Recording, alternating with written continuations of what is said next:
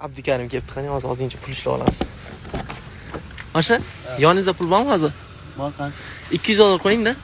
Mayliga. 200. Mana qarang, men ham 200 dollar qo'ydim a. Endi 300 dollar qo'ying. 300 dollarga shuni sotib oling. 300. Bu 300 menga mana, sizga 400. Ko'rdingizmi, hozir 300 berdingiz. Men 200 edi. 100 dollar men ham foyda qildim, siz ham 100 dollar foyda qildingiz. Shunaqa. Hozir keyinroq aniqlamiz, o'shna gaplashamiz yana. Xo'p.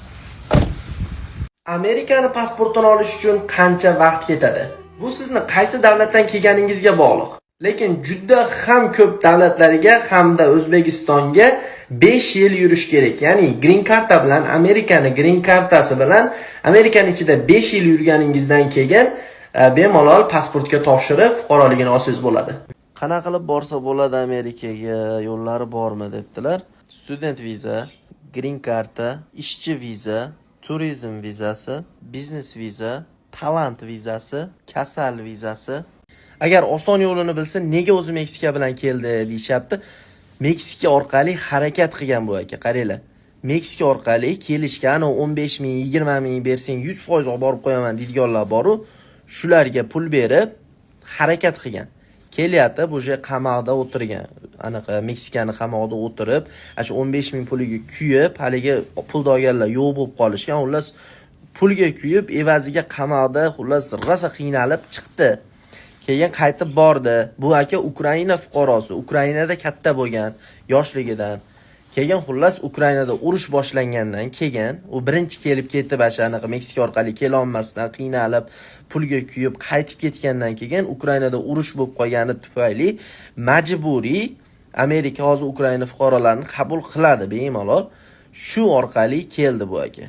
Oshna mashina yangi oldingmi? Qaysi biri seniki? Mana birinchisi degan. Dahshat, u necha ot kuchiga ega bu? Bilmadim, qani ko'raylikchi, ochamiz. Hozir ochaman.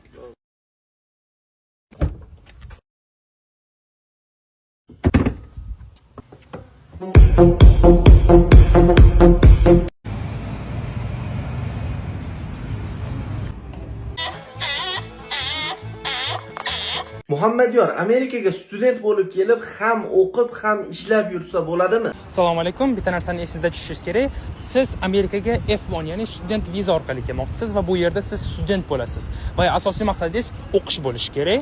Agar ishlashga keladigan bo'lsak, international studentlarga on campus, ya'ni universitetning ichida haftasiga 20 soat ishlashga ruxsat beriladi va siz bu yerda kutubxonada, oshxonada yoki kimgadir assistent bo'lib qo'yingki, qobiliyatingiz bor joylarda bemalol ishlasangiz bo'ladi. Ish haqlariga keladigan bo'lsak, bu universitetda 10-11 dollar soatiga beriladi, ya'ni haftasiga 20 soat 10-11 dollardan ishlaysiz. Siz bu to'lanadigan oylik bilan o'z kontraktingizni to'lashni maqsad qilmasligingiz kerak, chunki bu oylik kontraktingizni to'lashga yetmaydi va siz bu oylik bilan o'zingizni needlaringizni, living expenses, housing, meal plan and kiyim-kechak shularni eplasangiz bo'ladi. Nuriddin, juda ko'p odam so'rayapti, sizlar Amerikada sizlar green card o'ynab beringlar, Amerikadan green card o'ynasa chiqish ehtimoli katta ekan deyapti. Shu to'g'rimi? To'g'ri so'zli, u vaqti aloqasi yo'q u narsani.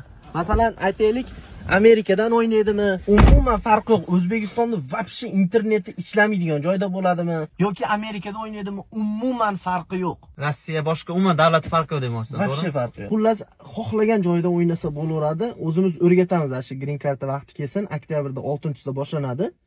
Boshlanishiga o'sha qanday o'ynasa bo'lishlarini, telefonda ham, kompyuterda ham hammasini boshidan oxirigacha o'rgatamiz. Albatta. Chotki qilib chiqaramiz.